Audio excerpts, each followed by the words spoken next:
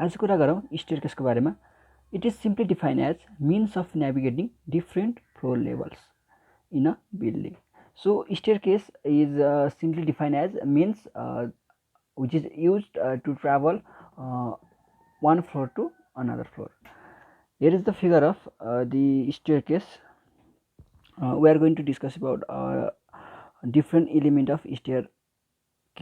So this is a thread, and this vertical height between the two thread is known as riser, and this is a landing, and this is also a landing, and the distance between these two landing is not known as total going, and this is a handrail, and this height is a height of a handrail. So they are the basic element of this staircase. Now we are going to talk about type of staircase. First one is dogleg staircase. So here is the some property of the dogleg staircase. So first one is it has only one landing. Dog-legged staircase has only one landing, provided when height of floor less than 3.5 meter. This dog-legged staircase is provided when the height of floor is less than 3.5 meter, and it is provided when area of the staircase is less. Dog-legged staircase is provided when the area of the stair is less. Construction of the stair is easy, and spacing of the two flight is less in case of dog-legged staircase, and cost is less than open well staircase. So the cost of the dog-legged staircase is less than open well stair. Now the second type of the staircase is open well staircase. Property of the this open well staircase. So first one is more than one landing. In open well staircase there is more than one landing. This open well staircase is provided when the height of the floor is 3.5 meter or above. This open well staircase is used when stair step is more than 12 in the first floor. When the stair step is more than 12 in the first floor, we used open well staircase. Open well staircase is used where a lift is connected with the stair. When stair area is large, open well stair is used when stair area is large. Construction is difficult. In comparison to dog-legged staircase, the construction of open well stair is difficult. Cost is high than dog-legged staircase. The cost of the open well staircase is higher than that of the dog-legged staircase. Now this is the some important data which is required to design the staircase. It is based on IS code. So first is maximum and minimum number of thread in each flight is public 9 to 3 and residential 12 to 3. Minimum and maximum height of riser in case of public building is 10 cm to 15 cm. In case of residential building 15 cm to 18 cm. And the minimum and maximum size of thread in case of public building 25 cm to 30 cm, and in case of residential building it is also 25 cm to 30 cm. And minimum and maximum width of the staircase in case of public building is 1.5 meter to 1.8 meter, and in case of residential building it is 0.9 meter to 1.2 meter. So this is based on the IS code. अब कुरा गरौँ कुनै पनि staircase design गर्दाको प्रोसिडरको बारेमा. So हामीलाई क्वेसनमा के दिएको हुन्छ भने level difference between two floors, त्यो दुईवटा फ्लोर बिचको लेभल डिफरेन्स दिएको हुन्छ र त्यसको डाइमेन्सन दिएको हुन्छ र हामीले त्यसको चाहिँ त्यस डाटा अनुसार चाहिँ हामीले के गर्नुपर्छ, स्टेयरकेसको डिजाइन गर्नुपर्ने हुन्छ. र फर्स्टमा हामी के गर्छौँ भने assume the type of building and stair and accordingly the size of the riser. यो भनेको के हो भने हामीलाई दिएको डाटा अनुसार त्यो बिल्डिङ चाहिँ कुन टाइपको हो र हामीले युज गर्ने स्टेयर चाहिँ त्यो ओपन वेल स्टेयर हो या डग-लेग स्टेयर हो भनेर हामी फर्स्टमा छुट्याउँछौँ र त्यहाँबाट हामी के गर्छौँ, राइजरको साइज पनि के गर्छौँ, एज्युम गर्छौँ. And second step is find the number of riser by NR equal to level difference or floor height upon size of the riser. So हामी अब के गर्छौँ भने नम्बर अफ राइजर फाइन्ड गर्छौँ. नम्बर अफ राइजर फाइन्ड गर्ने फर्मुला के रहेछ, floor height upon size of the riser, जुन हामीले एज्युम गरेको छौँ त्यो size of the riser. And next step is find the number of thread. So number of thread find गर्न हामी के गर्छौँ, एनआर भनेको नम्बर अफ राइजर माइनस 1 गर्छौँ। And assume the size of thread, अब हामी के गर्छौँ, थ्रेडको साइज एज्युम गर्छौँ। एन्ड त्यसपछि assume width of the stair.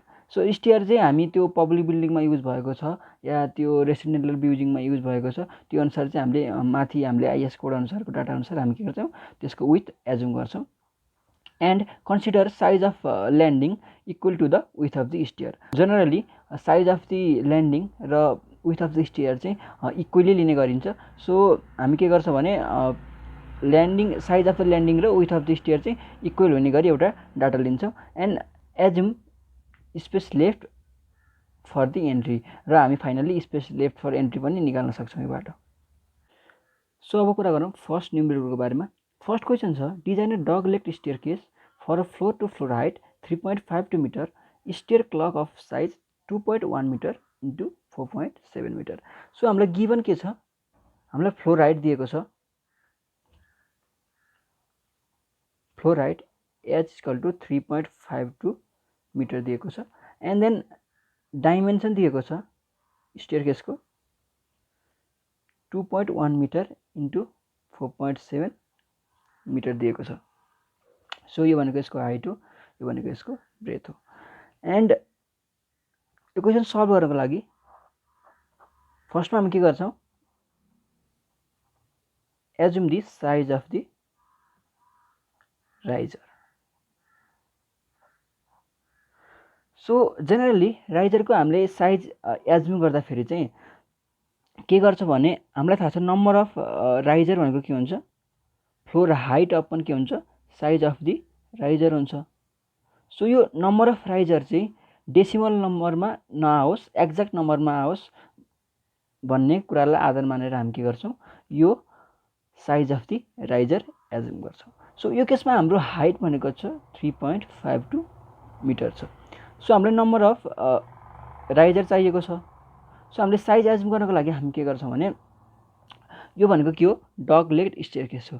र जेनरली डग लेग स्टेयर केस भनेको चाहिँ रेसिडेन्टल र पब्लिक बिल्डिङ दुवैमा युज गरिन्छ। सो अब हामी के गर्छौँ भने हामीसँग हाइट भनेको छ 3.52 मिटर छ। अब पब्लिक र रेसिडेन्टल बिल्डिङमा म्याक्सिमम र minimum size of the riser भनेको कति हुन्छ, पब्लिकमा कति हुन्छ 12 to 15 सिएम हुन्छ, र रेसिडेन्टलमा कति हुन्छ 15 to 18 सिएम हुन्छ। पब्लिकको म्याक्सिमम राखेर हेरौँ सुरुमा 3.52 डिभाइडेड बाई 0.15 गरौँ। सो यो भनेको त्यहाँ 23.46 आयो, जुन चाहिँ के हो एक्ज्याक्ट नम्बर होइन। सो अब के गरौँ भने बढाउँदै जाउँ,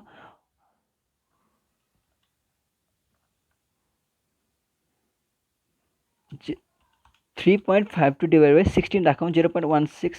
सो यो गर्दाखेरि कति आयो भने 22 नम्बर्स आयो। सो नम्बर अफ राइजर भनेको त्यहाँ आयो 22 आयो। सो जुन भनेको एक्ज्याक्ट नम्बर हो। सो हामी के एज्युम गर्न सक्छौँ, assume size of the riser, riser is 16 CM. Now the number of riser भनेको के हुने भयो, एच भनेको फ्लोर हाइट हामीलाई दिएको छ 3.52 अपन साइज अफ राइजर भनेको चाहिँ हामीले एज्युम गरेको 16 सिएम। सो 0.16 मिटर भयो। सो यो भनेको चाहिँ 22 नम्बर्स आयो। अब हामीलाई थाहा छ number of riser, now the number of riser in each floor. Let us suppose हामीले चाहिँ हामीलाई दिएको क्वेसनमा दुईवटा फ्लोर छन् भने एज्युम गरौँ। सो दुईवटा फ्लोर छ भने के हुने भयो 22/2 हुने भयो। सो यो भनेको 11 नम्बर रहेछ। Now the number of thread in each floor हेरौँ। अब number of thread each floor भनेको के हुन्छ 11 माइनस 1 हुन्छ। सो यो भनेको के हो 10 नम्बर्स भयो। नाउ अब हामीले के गर्नुपर्छ, assume the size of thread. Size of the thread assume गर्नको लागि चाहिँ त्यो पब्लिक बिल्डिङ होस् या रेसिडेन्टल बिल्डिङ होस्, त्यसको लागि साइज अफ थ्रेड भनेको जहिले पनि CM to 30 CM हुन्छ। सो यो केसमा मैले साइज अफ द थ्रेड चाहिँ 25 CM भनेर सपोज गरेँ। सो हामी के गर्छौँ भने जनरली राइजरको साइज म्याक्सिमम लियौँ भने चाहिँ थ्रेडको साइज चाहिँ मिनिमम लिने गर्छौँ। सो हामीले कति लियौँ यहाँ माथि 16 लिएका छौँ एन्ड हामी यहाँ के लियौँ 25 लियौँ। अब हामीले एज्युम गर्नुपर्ने के हुन्छ width of the staircase. र यो width of the staircase assume गर्नको लागि फर्स्टमा हामीले जनरली के हुन्छ भने width of the staircase is equal to the space left for entry. Generally हामी के गर्छौँ भने width of the staircase चाहिँ स्पेस लेफ्ट फर एन्ट्रीसँग इक्वल लिने गर्छौँ। सो त्यसको लागि के गरौँ भने सिम्पली म एउटा प्लान ड्र गर्छु, पछि म राम्रोसँग ड्र गर्छु। सो यो बुझाउनको लागि मात्र यो एउटा के भयो भने स्टेयर केसको प्लान भयो। सो यो भनेको के हो, यति हाइट भनेको कति छ, यो भनेको स्पेस लेफ्ट फर एन्ट्री हो अर एन्ट्री स्पेस हो यो भनेको। एन्ड यो भनेको के हो width of the staircase हो। ओके, एन्ड यति भनेको के हो, यो भनेको space occupied by thread in each floor हो। सो हामीले थ्रेडको साइज कति एज्युम गरेको छौँ 25 एज्युम गरेको छौँ। 0.25 इन्टु हामीले नम्बर अफ थ्रेड भनेको छ 10 छ, यो भनेको कति भयो 2.5 किलोमिटर हुने भयो। अब यो टोटल हाइट भनेको हामीलाई कति दिएको छ क्वेसनमा 4.7 दिएको छ। सो हामी के गर्छौँ भने 4.7 भनेको के हुने भयो 4.7 इक्वल टु यो भनेको कति 2.5 प्लस अब के गर्छौँ भने यसलाई 2x गरिदिउँ, यो र यो इक्वल हुन्छ भनेको छौँ हामीले होइन, इक्वल जनरली इक्वल हुन्छ। सो इक्वली हुनुपर्छ भन्ने हुँदैन, तर जनरली हामी चाहिँ के गर्छौँ इक्वल लिन्छौँ। सो यो भनेको के हुने भयो 4.7 माइनस 2.5 डिभाइड बाई कति हुने भयो 2 हुने भयो। सो हामीलाई एक्स भनेको कति आयो 1.1 मिटर आयो, यो रफली गर्दा हुन्छ। सो हामीले width of the staircase कति एज्युम गर्ने भयो 1.1 मिटर एज्युम गर्ने भयो। अब चाहिँ स्पेस लेफ्ट फर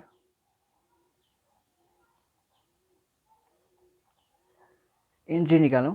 त त्यसको लागि टोटल हाइट भनेको हाम्रो कति छ 4.7 छ minus and space occupied by thread in each floor भनेको कति छ 2.5 छ minus width of the stair भनेको 1.1 एज्युम गरेको छौँ। सो गर्दा कति आउँछ 1.1 मिटर नै आउँछ।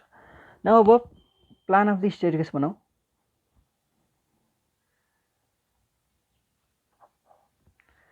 सो त्यसको लागि फर्स्टमा एउटा बक्स ड्र गरौँ। ओके, सो यो गरिसकेपछि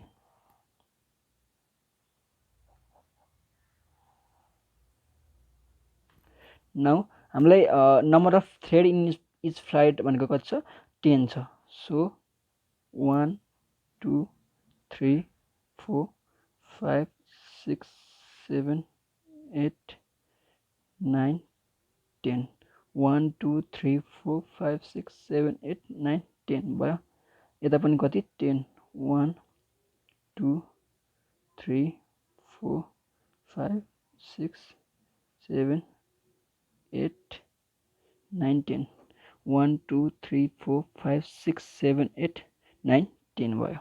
सो यो 1 2 3 4 5 6 7 8 9 10 11 12 13 14 15 16 17 18 19 20 21 22 भयो।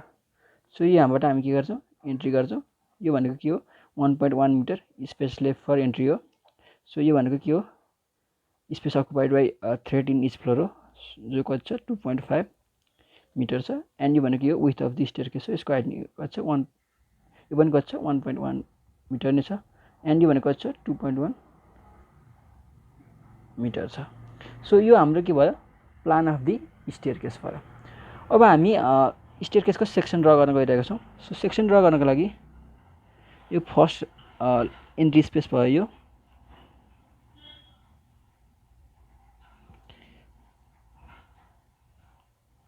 सो 1 2 3 4 5 6 7 8 9 10 1 2 3 4 5 6 7 8 9 10 यसले सुत्दा कति भयो 11 भनेको हाम्रो के छ ल्यान्डिङ छ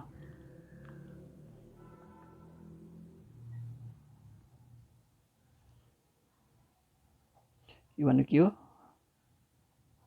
ल्यान्डिङ हो यो पनि के हो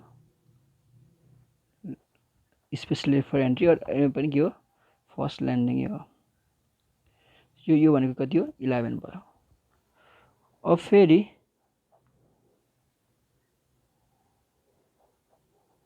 फ्लोर यसरी जान्छ सो अब हामी के गर्छौँ भने यसैलाई यसरी माथि प्रोजेक्ट गरिदिन्छौँ एन्ड यसरी के गर्छौँ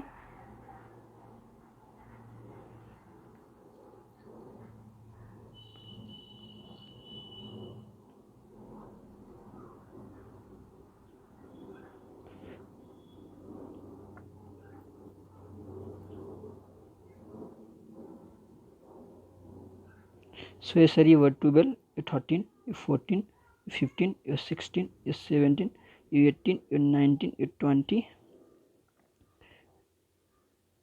and also 21 and यो भनेको कति हुने भयो 22 हुने भयो सो यसरी हामी यो स्टेयरकेसको हामी यो के भयो सेक्सन अफ स्टेयरकेस भयो र यसमा यो भनेको के हो ल्यान्डिङ हो कति छ 1.1 मिटर छ एन्ड यो भनेको के हो space occupied by thread in each floor जुन भनेको छ 10 वटा थ्रेड छ कतिको 25 cm को सो यो भनेको 2.5 मिटर हुने भयो र फेरि यो कति हो 1.1 मिटर के हो ल्यान्डिङ हो